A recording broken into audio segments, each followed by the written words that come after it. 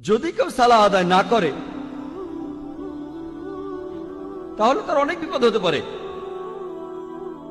তখন হতে পারে আপনার বিশ্বাস দুর্বল হয়ে যাবে, অথবা এই বিশ্বাসটা চলেও যেতে পারে।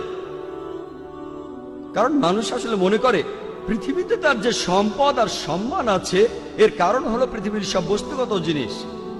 এভাবে সে আল্লাহ সুবহানাহু ওয়া তাআলার কাছ থেকে দূরে সরে যায়। এই নিয়ম শৃঙ্খলার অভাবেই সে আল্লাহ সুবহানাহু ওয়া তাআলা থেকে দূরে সরে যায়। পৃথিবীর বিভিন্ন জিনিসের মোহ থাকলে, বস্তুগত জিনিসের, তাহলে সম্ভাবনা থাকে যে সে অন্যায় কাজ করবে। এভাবে সে সিরাতাল মুস্তাকিম থেকে দূরে সরে যাবে, সরল পথ থেকে। মনের ভেতরে তখন শান্তিও থাকবে না। আপনার কাছে যে পরিমাণ সম্পত্তি থাকুক না কেন, এই সম্পদ আপনাকে শান্তি দিতে পারবে না। আর মানুষজন যে কারণে সালাহ আদায় করে না সেটা হলো তাদের জ্ঞানের অভাব। পবিত্র কোরআন বলছে, সূরা ইমরানের 185 নম্বর আয়াতে উল্লেখ করা হয়েছে, কুল্লু নাফসিন যায়কাতুল মাউত, প্রত্যেক জীবকে মৃত্যু স্বাদ গ্রহণ করতে হবে, এবং কিয়ামতের দিন তোমাদেরকে তোমাদের কর্মফল পূর্ণ মাত্রায় দেওয়া হবে, এবং যাকে দোজখের আগুন থেকে দূরে রাখা হবে আর যাকে জান্নাতে দাখিল করা হবে সেই হবে এই দুনিয়ার উদ্দেশ্য পূরণের সফল কাম। কারণ নিশ্চয়ই এই পার্থিব জীবন একটা ছলনাময়, ভোগ ব্যতীত কিছুই নয়। সালাহ আদায় করলে অনেক উপকৃত হবেন। সালাহ একটা জীবন দর্শন। সালাহ আপনার আত্মিক অবস্থানকে উন্নত করবে, পাশাপাশি শারীরিকভাবে উপকৃত হবেন। সালাহ আপনার বিশ্বাসকে বাড়িয়ে দেয়, আপনার বিশ্বাসকে শক্তিশালী করে। পবিত্র কোরআনে সূরা আনফালের 2 নম্বর আয়াতে উল্লেখ করা হয়েছে যে সত্যিকারের বিশ্বাসী তারাই যাদের হৃদয় কম্পিত হয় যখন আল্লাহকে স্মরণ করা হয়, আর যখন আল্লাহর আয়াত পাঠ করা হয়। এটা তাদের ঈমান বৃদ্ধি করে এবং তারা তাদের প্রতিপালকের উপরে নির্ভর করে। পবিত্র কোরআন বলছে, সূরা ফাতিহার 5 থেকে 7 নম্বর আয়াতে উল্লেখ করা হয়েছে, ইয়াকা না'বুদু ওয়া ইয়াকা নাস্তাঈন, আমরা তোমারই ইবাদত করি, তোমারই সাহায্য প্রার্থনা করি। ইহদিনাস সিরাতাল মুস্তাকিম সিরাতাল লাযিনা আন'আমতা আলাইহিম গায়রিল মাগদুবি আলাইহিম ওয়ালাদ-দাল্লিন, আমাদের সরল পথ দেখাও, তাদের পথ যাদের তুমি অনুগ্রহ দান করেছো, তাদের পথ নয় যারা ক্রোধ নিপতিত, যারা পথভ্রষ্ট। এতে আপনার জীবনের শৃঙ্খলা বাড়বে। সত্যিকারের মুসলিম সে তার দিন শুরু করে ফজরের সালাহ আদায় করার মাধ্যমে। আর ফজরের সালার সময় মুয়াজ্জিন আজান দেওয়ার সময় বলেন, আসসালাতু খায়রুম মিনান নাওম, যে ঘুম অপেক্ষা সালাহ উত্তম, ঘুমিয়ে থাকার চেয়ে নামাজ পড়া উত্তম।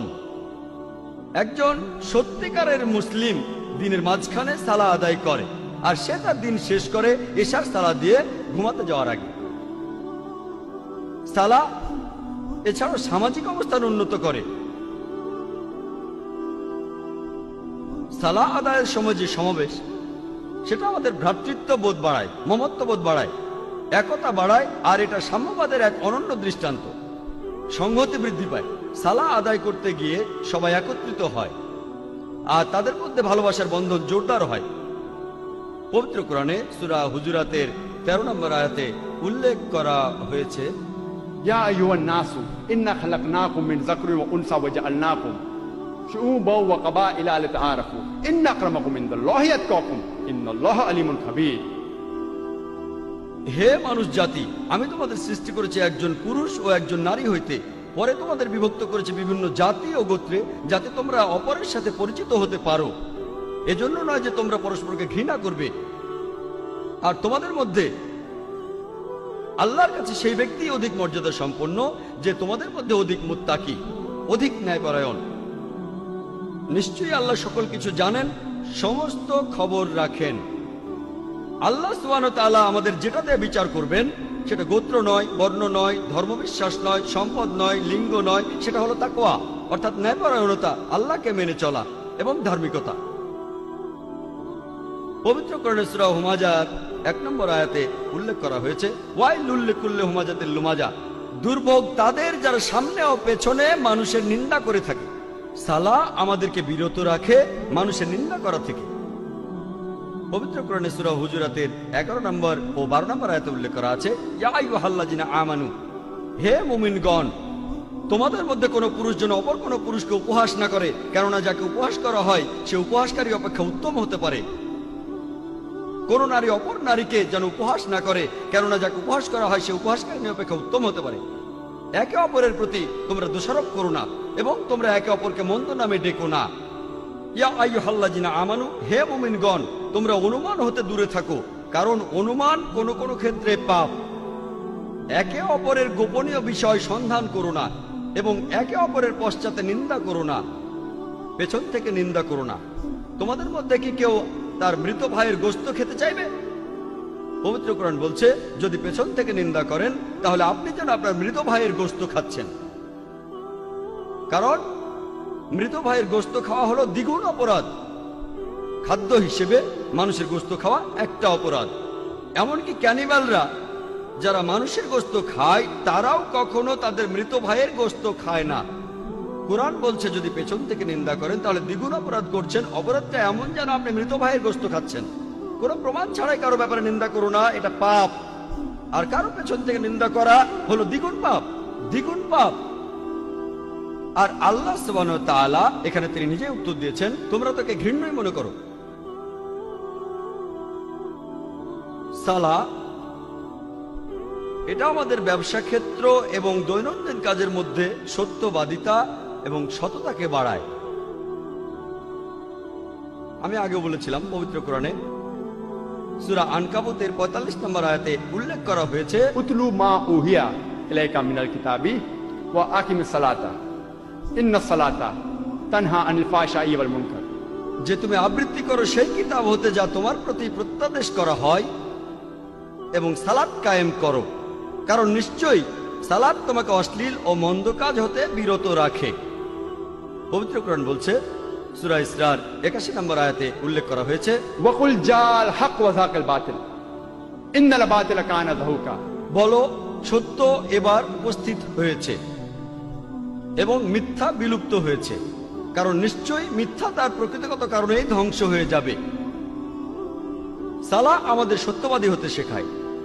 একই ধরনের কথা বলা হয়েছে সূরা বাকারায় 42 ও 43 নম্বর আয়াতে উল্লেখ করা হয়েছে যে তোমরা সত্যকে মিথ্যার সাথে মিশ্রিত করো না এবং জেনে শুনে সত্য গোপন করো না। কোরআন আমাদের সত্যবাদী হতে শেখায় যে সব সময় আমরা সত্যি বলবো। পবিত্র কোরআনে সূরা বাকারার 188 নম্বর আয়াতে উল্লেখ করা হয়েছে যে তোমরা একে অন্যের সম্পদ অন্যায়ভাবে গ্রাস করো না এবং মানুষের ধন সম্পত্তির কিয়দাংশ জেনে শুনে অন্যায়ভাবে গ্রাস করার উদ্দেশ্যে সেটা বিচারকের নিকট পেশ করো না। পবিত্র কোরআন বলছে ঘুষ দেয়া বা নেয়া নিষিদ্ধ, আপনারা ঘুষ দেবেন না। পবিত্র কোরআন আমাদের দেখিয়ে দেয় কিভাবে সৎ জীবনযাপন করতে হবে। পবিত্র কোরআন মানুষের জীবনে শান্তি এনে দেয়। পবিত্র কোরআনে সূরা রদের 28 নম্বর আয়াতে উল্লেখ করা হয়েছে, নিশ্চয়ই যখন আল্লাহকে স্মরণ করা হয় হৃদয় তখন শান্তি খুঁজে পায় এবং প্রশান্ত হয়। যখন আল্লাহকে স্মরণ করবেন, যখন সালাহ আদায় করবেন, আপনি তখন খুবই শান্তিতে থাকবেন, আপনার হৃদয় প্রশান্ত হবে। সালাহ হলো আল্লাহ তাআলার সাথে যোগাযোগের সবচেয়ে শ্রেষ্ঠ উপায়। পবিত্র কোরআনে সূরা বাকারার 153 নম্বর আয়াতে উল্লেখ করা হয়েছে, ইয়া আইয়ুহাল্লাযীনা আমানুস্তাঈনু বিস-সাবরি ওয়াস-সালাহ, হে মুমিনগণ, ধৈর্য ও সালাতের মাধ্যমে তোমরা আল্লাহর সাহায্য প্রার্থনা করো। ইন্নাল্লাহা মা সাবরিন, আর নিশ্চয়ই আল্লাহ সুবহানাহু ওয়া তাআলা ধৈর্যশীলদের সাথে আছেন।